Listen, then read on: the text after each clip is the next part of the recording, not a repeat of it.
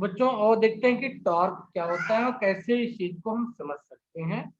Torque,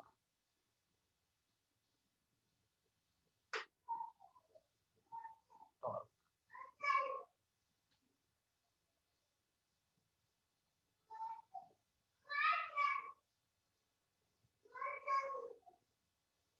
जिस तरीके से लीनियर मोशन में हमारे पास एक फोर्स होना चाहिए था उसके स्टेट को चेंज करने के लिए, मतलब अगर वो रेस्ट पे है तो रेस्ट से मोशन में लाने के लिए, या अगर वो लीनियर मोशन में था या थी, ठीक है, तो उसको फिर एक्सेलरेटेड मोशन में लाने के लिए हमको एक फोर्स चाहिए होता था।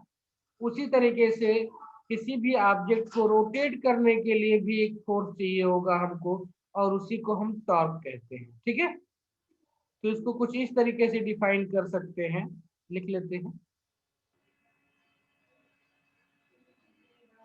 If a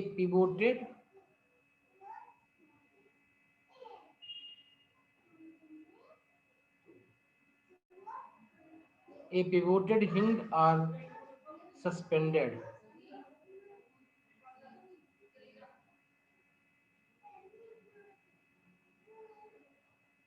body tends to rotate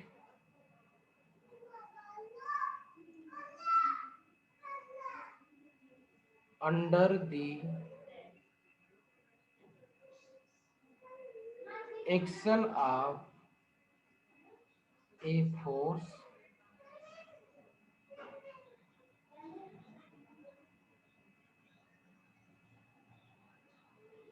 it is said to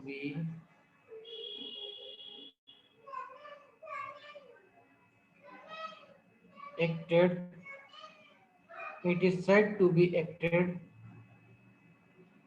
upon by a torque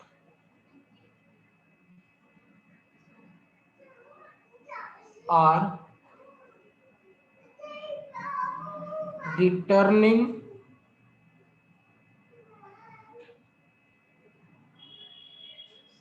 effect of a force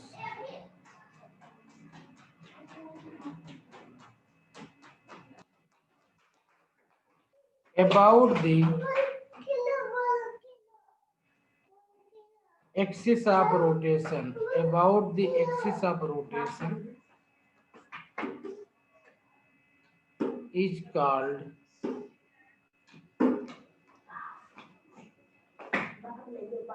moment of force or torque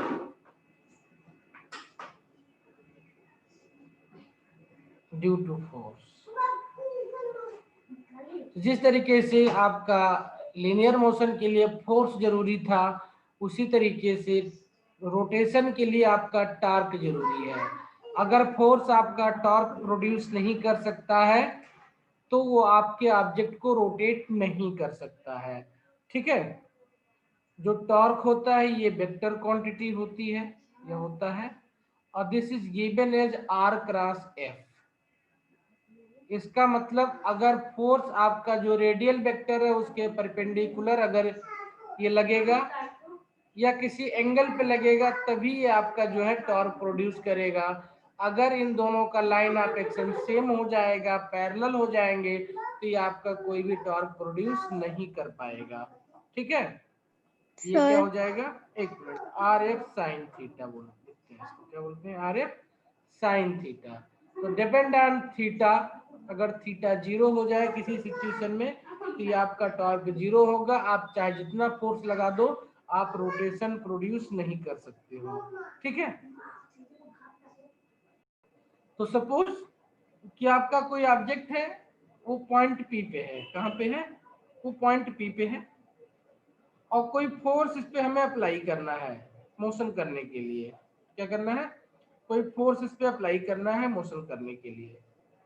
तो लेट्स सी कि इसका इससे जो डिस्टेंस है यहाँ से आर डिस्टेंस है ओरिजिन से, क्योंकि आपका रोटेशन अलोंग इसी एक्सिस के होना है किसी के।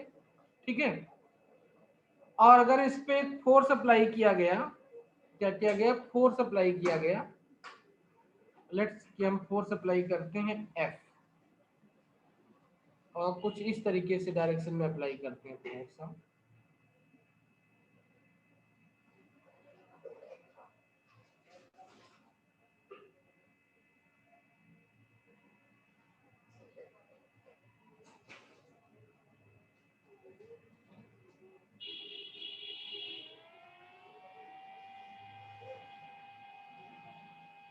ठीक है, पॉइंट P पे आपका ऑब्जेक्ट है और इस पे फोर्स अप्लाई किया गया है F। इस ऑब्जेक्ट पे F फोर्स अप्लाई किया गया है जिसका डायरेक्शन ये दिया हुआ है। ठीक है, अब अगर इसका हमें मोशन देखना है, जानना है, तो क्या करना पड़ेगा, इस फोर्स को हमें ब्रेक करना पड़ेगा। किसमें ब्रेक करना पड़ेगा हमेशा इसको, इसके परपेंडिकुलर कंपोनेंट में। एंड लेट सपोज कि this angle is theta, this angle is theta और दिस एंगल इज थीटा, दोनों थीटा ही है।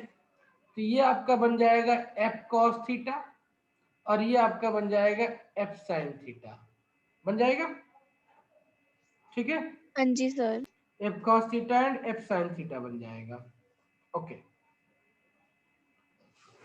और इसकी जो फोर्स का एक्शन है, लाइन ऑफ एक्शन है, मतलब इसी को पीछे बढ़ाते जाएंगे और यहां से अगर इसका इस पे परपेंडिकुलर डाल दें हम, ये इस तरीके से इस लाइन पे, एंड सपोज ये डिस्टेंस आपकी डी है, perpendicular distance is D here.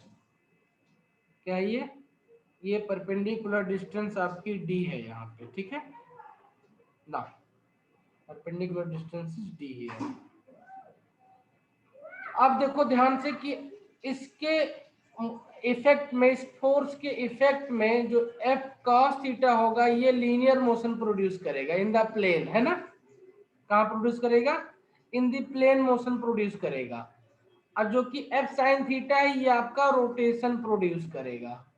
Okay, क्या प्रोड्यूस करेगा, ये रोटेशन प्रोड्यूस करेगा। ठीक है ना,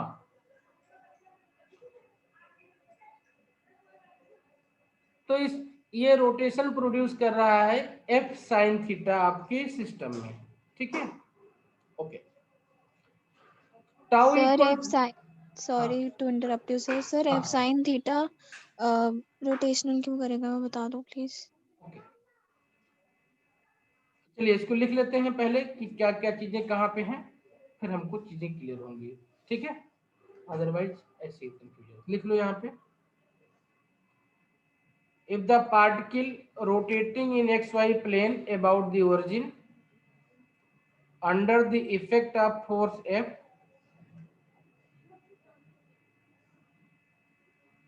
मैं लिखवा दूं क्या,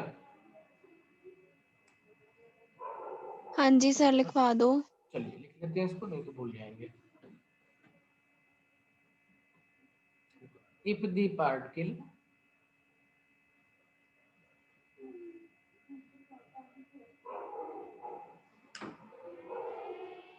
rotating in xy plane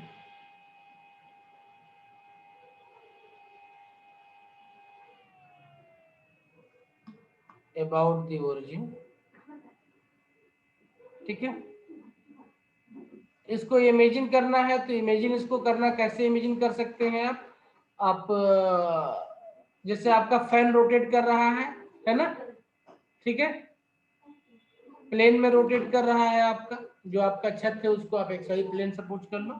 ठीक है, if the particle rotating in x y plane about the origin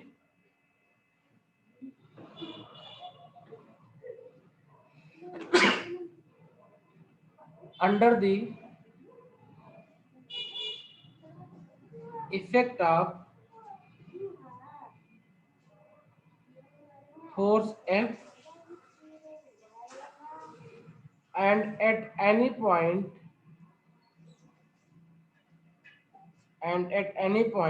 या any instant, at any instant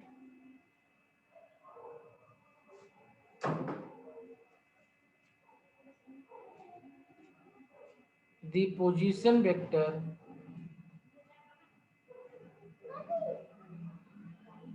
of the particle,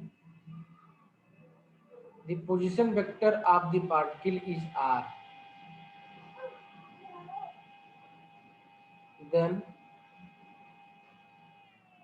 torque, that is tau, is given as vector r cross vector f, vector r cross vector f। अभी 1 minute wait करना, फिर आपके answer पे आएंगे। यहाँ पे इस एंगल को हमने थीटा लिया हुआ है। ये थीटा एंगल किसके बीच में है?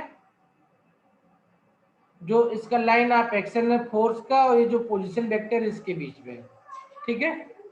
तो this is given as r F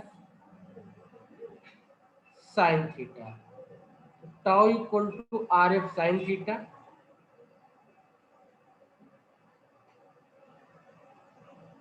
tau equal to r f sine theta magnitude है ये। डायरेक्शन और आर एफ दोनों के परपेंडिकुलर होगी, क्योंकि हमें क्रॉस प्रोडक्ट में पता है कि जो भी वेक्टर आता है उसका डायरेक्शन आर और एफ दोनों के परपेंडिकुलर होता है, ठीक है। वेयर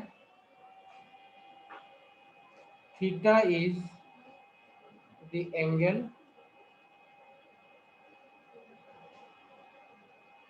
between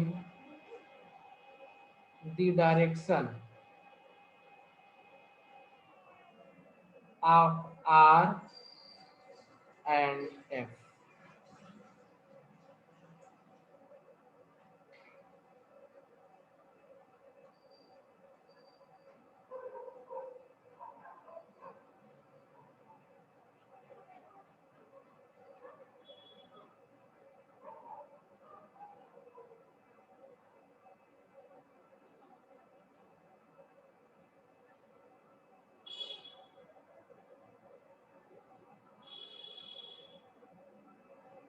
ठीक है, ओके। अब चलते हैं आपके क्वेश्चन को आंसर करते हैं पहले, फिर आगे बढ़ेंगे। आपका क्वेश्चन था कि जो ये आपका परपेंडिकुलर कंपोनेंट ये ही रोटेशन क्यों करवा रहा है, ये एफ कॉस थीटा क्यों नहीं करवा रहा है, ठीक है। हेलो, ठीक है। तो देखो, हाँ जी सर। जो फोर्स होता है वो क्या करता है, ऑब्जेक्ट को अपने जो उसका लाइन होता है उस डायरेक्शन में उसको जो है क्या करता है, वो पुल या पुश करता है ना, ठीक है। Hello hello, yes sir. वो क्या करेगा, Yes, sir. उसको पुल या पुश करेगा।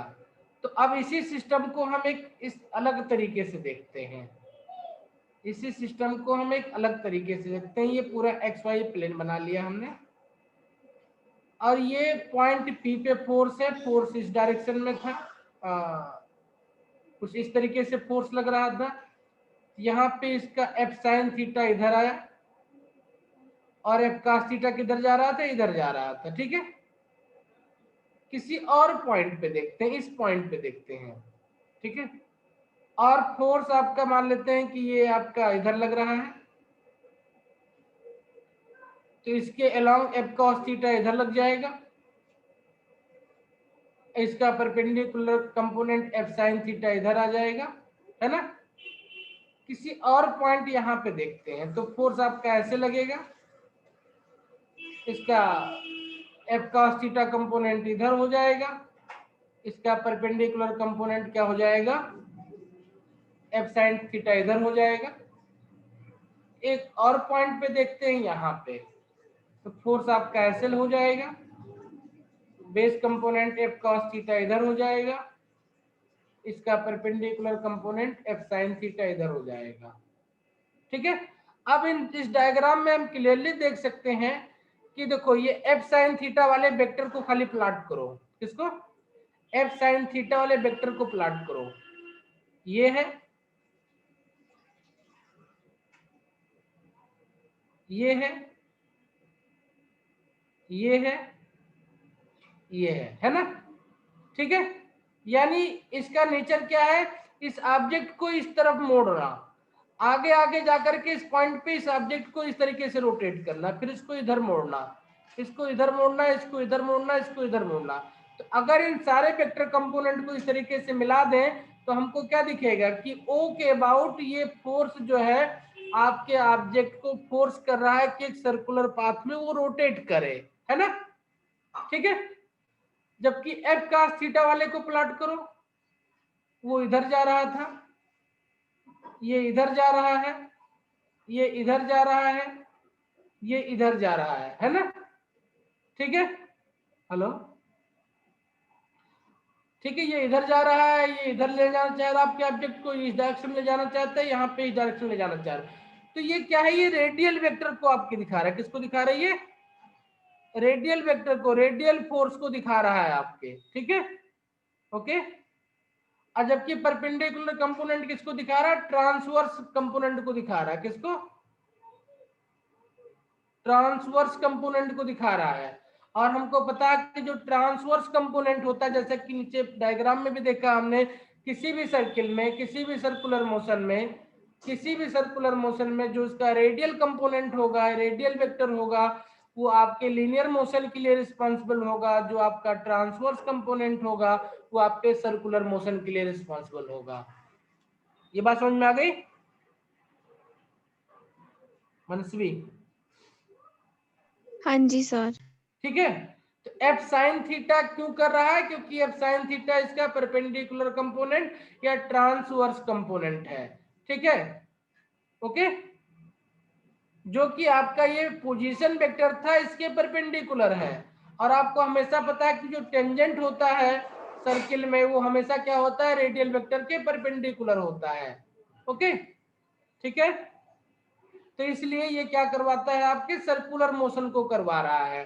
तो F sine theta is responsible for the circular motion of the object about the origin in this situation.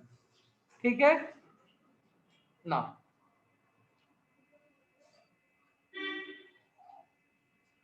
इसी चीज को एक और टर्म में कंक्लूड कर लेते हैं पहले, फिर आगे बढ़ेंगे हम यहीं पे।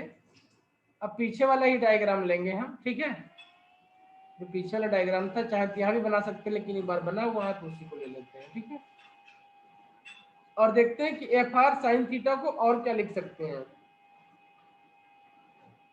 ये tau equal to f r sine theta है। अगर हम लिखना चाहें तो उसको ऐसे भी लिख सकते हैं, एफ आर साइन थीटा लिख सकते हैं। और पीछे डायग्राम में आके देखते हैं कि ये परपेंडिकुलर डिस्टेंस डी है और ये आपका ट्राइंगल है। तो इस ट्राइंगल को यहाँ नीचे बना लेते हैं। ये परपेंडिकुलर हो गया, ये लाइन फोर्स लाइन का एक्शन हो गया, ये डी है और ये थीटा है ना, और ये आर है। इस ट्राइंगल में ये परपेंडिकुलर है, साइन थीटा की वैल्यू क्या हो जाएगी? डी बाई आर हो जाएगा ना इस ट्राइंगल में, परपेंडिकुलर अपॉन हाइपोटेनस, है ना। तो यहां से आपको d इक्वल टू मिल जाएगा r साइन थीटा। ठीक है बेटा, d equal to r sine theta मिल जाएगा यहां से। तो यहां पे अगर इसकी वैल्यू पुटअप कर देंगे तो टाउ इक्वल टू आपको f इंटू डी मिल जाएगा, जो कि जनरली हम यूज करेंगे इस फार्मूले को। ठीक है, क्या लिखेंगे? Tau equal to f into d, और इसको डिफाइन करेंगे force into perpendicular distance, force into perpendicular distance of line of action of force from the axis of rotation, from the axis of rotation, from the axis of rotation. So tau torque equal to force into perpendicular distance of line of action of force from the axis of rotation. ठीक है, तो tau equal to r cross f, where r is position vector of the particle and f is the force acting on the particle. ठीक है, this can also be given in terms of force into perpendicular distance of the line of action of the force from the axis of rotation. ठीक है,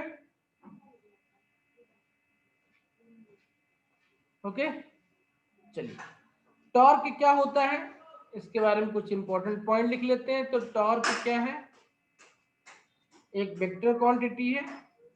तो torque is an axial vector that is, हमने पहले ही बताया है कि दोनों के परपेंडिकुलर होगा। That is its direction is always, its direction is always perpendicular to the plane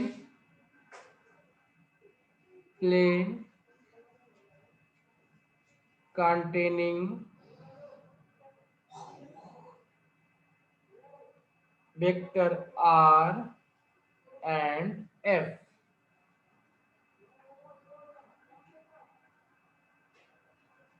ठीक है, in accordance with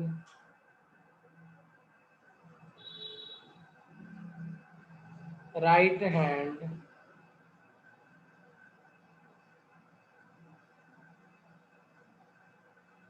screw rule।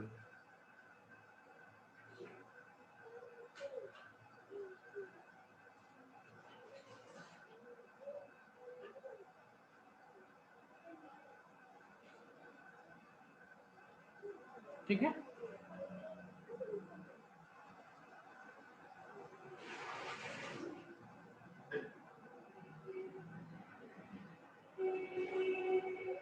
चलिए एक नोट लिख लेते हैं यहाँ पे। कई बार एक नोट हमको हेल्प करेगा डायरेक्शन जानने में। ठीक है, कई बार ये हमको हेल्प करेगा डायरेक्शन जानने में। इस नोट को नोट कर लेते हैं। तो for a given figure,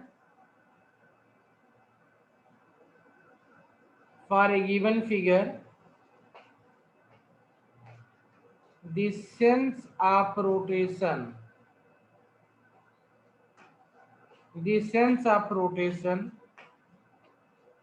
is anti-clockwise, मतलब इस डायरेक्शन में रोटेट करिए आपका ऑब्जेक्ट। ठीक है, इज एंटी-क्लॉकवाइज, जो पीछे डायग्राम बना है उसी पे हम ले रहे हैं। Is anti-clockwise, so the direction of torque is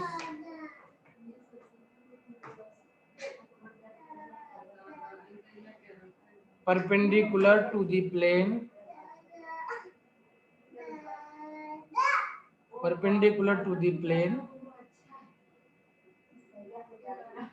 outward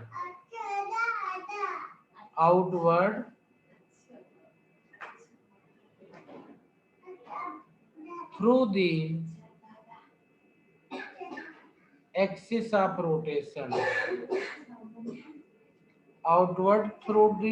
of rotation, ठीक है।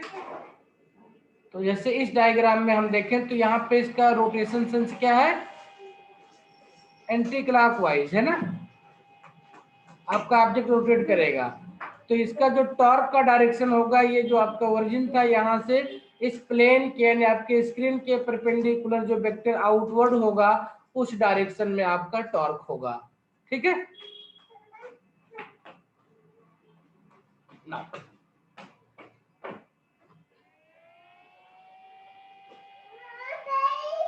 ठीक है। अच्छा एक बात और, कहीं कहीं पे इसी चीज को आपको डायरेक्टली लिखा जाता है, इस वाले सिस्टम को टाउ इक्वल टू, क्योंकि एफ साइन थीटा था तो इसी को डायरेक्टली कहीं कहीं पे लिखा जाता है इस तरीके से, tau equal to r f sine theta. तो इसको ऐसे भी लिखे, ट्रांसवर्स कंपोनेंट है तो कहीं कहीं पे आपको लिखा जाता है ऐसे, ये position vector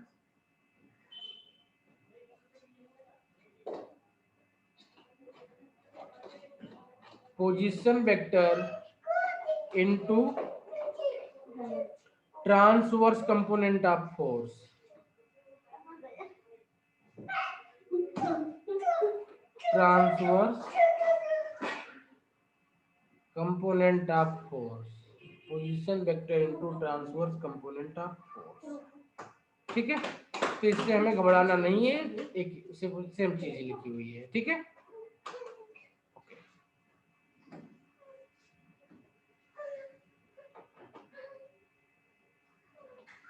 okay. In this formula tau equal to fd, in this formula tau equal to fd, तो यह टाउ यहां से डिफाइन होता है कि tau is called moment of force. क्या करते हैं, इस फार्मूले से बोलेंगे मोमेंट ऑफ फोर्स, और ये perpendicular distance of line of action from the axis of rotation है। इस डी को, this D is also called moment, is called labour arm. ठीक है, D is called moment or lever arm। तो word पे ध्यान रखेंगे, कई बार दे दिया कहीं पे तो प्रॉब्लम ना हो। ठीक है,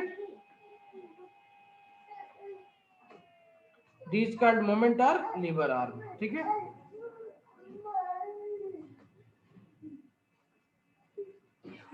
तो मैक्सिमम और मिनिमम टाउ अगर आपको निकालना है तो यहां से ये हम निकाल सकते हैं, tau equal to r f sine theta. If theta equal to 0 tau will be 0।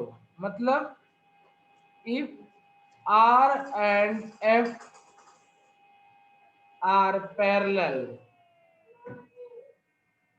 you will get minimum torque, and if theta equal to 90 degree, then tau equal to RF। ठीक है, this will be maximum। ये कब मिलेगा, when R and F are perpendicular। ठीक है,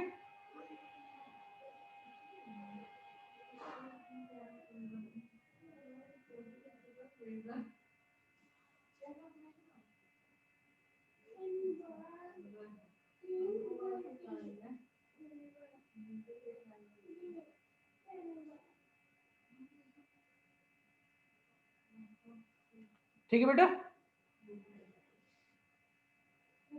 hello, yes sir. ठीक है, तो यहाँ पे हम देख सकते हैं कि for a given force and angle magnitude of torque will depend on r only, है ना। ठीक है, और जो कि हम डे लाइफ के एग्जांपल में देखते हैं, दरवाजे में देखते हैं, बाकी चीजों में देखते हैं, वो चीजें यहीं से मिल जाएंगी हमको। ठीक है, कुछ एग्जांपल इसके देख लेते हैं, चाहे तो नोट कर सकते हैं, बट उससे पहले हम एक चीज बात और लिखना चाहेंगे यहाँ पे कि जो टाउ की यूनिट होती है वो क्या होगी, तो बताएगा मुझे। तो आर क्रॉस एफ हो गया तो इसकी यूनिट हो जाएगी न्यूटन मीटर, है ना, न्यूटन मीटर एमजीएस में हो जाएगा, या 9 सेंटीमीटर आपकी सेल्सियस में हो जाएगी। इसका डायमेंशन कितना होगा, तो न्यूटन मीटर है तो ml square T power minus 2 हो जाएगा। ठीक है,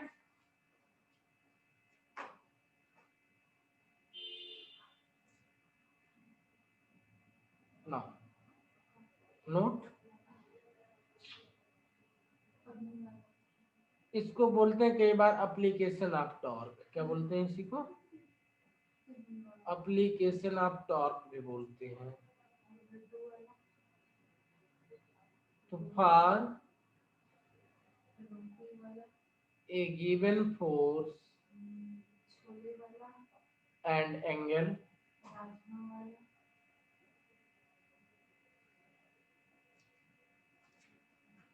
torque depends on R only, R depends on R। ठीक है, the more is the value of R, the more will be the torque, and easier to rotate the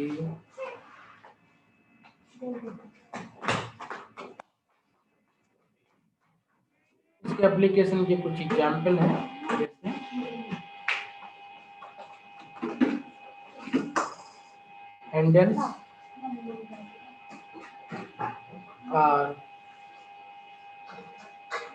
handles are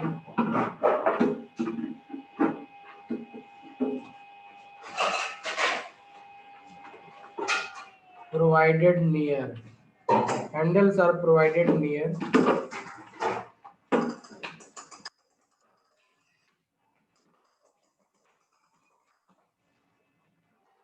free edge of the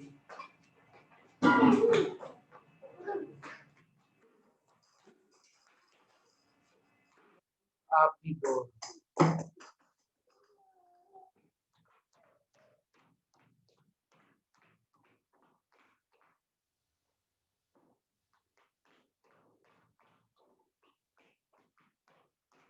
The handle of screwdriver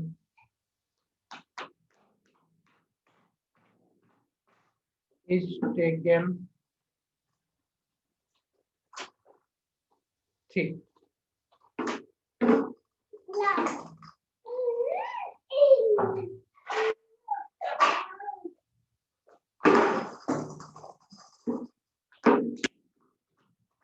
The handle of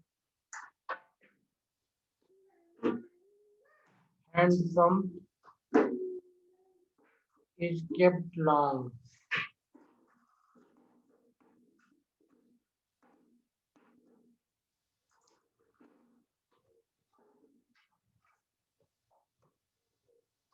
ठीक है, ऐसे बहुत सारे example आपके हो सकते हैं। ठीक है, जहां पे हम टॉर्क का यूज करके और अपने काम को बेहद इजी कर लेते हैं। ठीक है,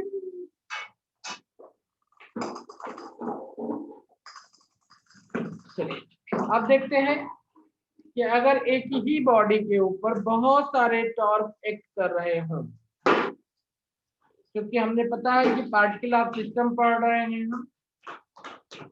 पार्टिकल ऑफ सिस्टम में ये डिफरेंट पार्टिकल से मिलके बना, और इसमें अगर टॉर्क टाउ 1 लग रहा हो, टॉर्क टाउ 2 लग रहा हो, 3 लग रहा हो, टाउ 4 लग रहा हो, टाउ 5 डॉट डॉट डॉट लग रहा हो, तो इस बॉडी पे जो टोटल टॉर्क लगेगा, total torque will be given as tau 1 plus tau 2 plus tau 3 dot dot dot dot plus tau n. जितने भी टॉर्क लगे होंगे उनका वेक्टोरियल सम आपका जो है टोटल टॉर्क हो जाएगा। ठीक है,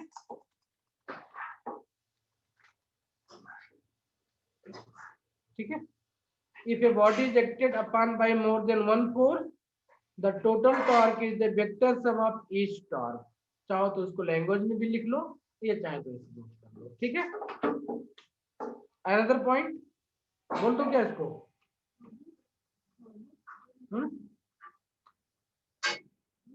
If a body is acted by more than one force, ejected by more than one force, the total torque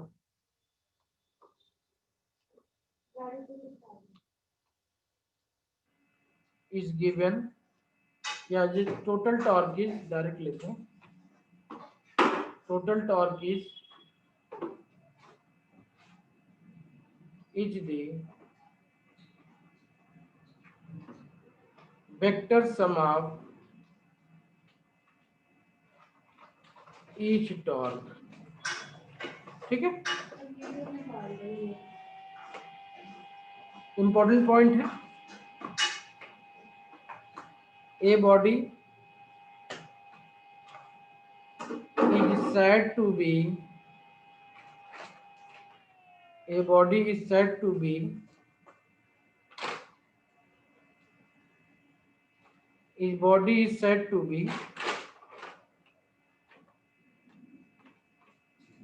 in a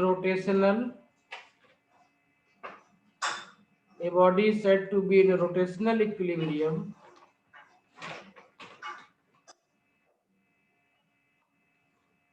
if tau total equal to 0। ठीक है, क्या हो, टाउ टोटल इक्वल टू 0 है।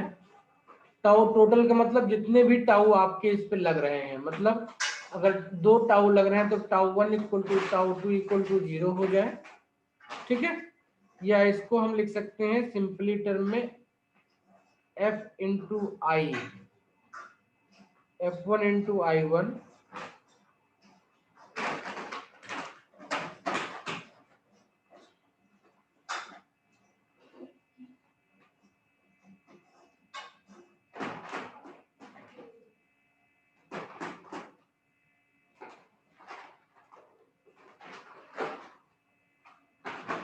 ऐसे रहने दो। ठीक है, जितने भी टाउ हो वो उसका सम या समेशन डाल देगा। दिस इक्वल टू 0 हो तो आपका बॉडी क्या होगा, रोटेशनल इक्विलिब्रियम में होगा। अगर टोटल टाउ 0 नहीं है तो आपका बॉडी रोटेशनल इक्विलिब्रियम में नहीं हो सकता है। ठीक है,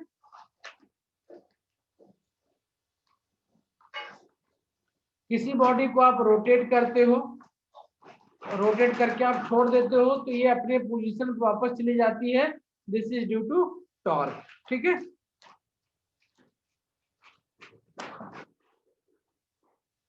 ठीक है, due to torque of weight. जब इससे मान लेते हैं आप अपनी टेबल है, आपकी टेबल पे बॉटल होगी कोई, है ना, उस बॉटल को ऐसे है, इसका मास आपका mg नीचे की तरफ काम करेगा, फोर्स तीसरी काम कर रहा है। अगर आप इस बोतल को आप ऐसे रोटेट करो, टिल्ट करोगे थोड़ा सा और टिल्ट करके छोड़ दोगे तो ये वापस चली जाएगी, अपनी पोजीशन पे चली जाएगी। And this is due to torque of mass, है ना, this is due to torque of mass. ठीक है, a body will restore its initial position due to torque of weight. ठीक है, torque of weight rather than mass, torque of weight. ठीक है, okay.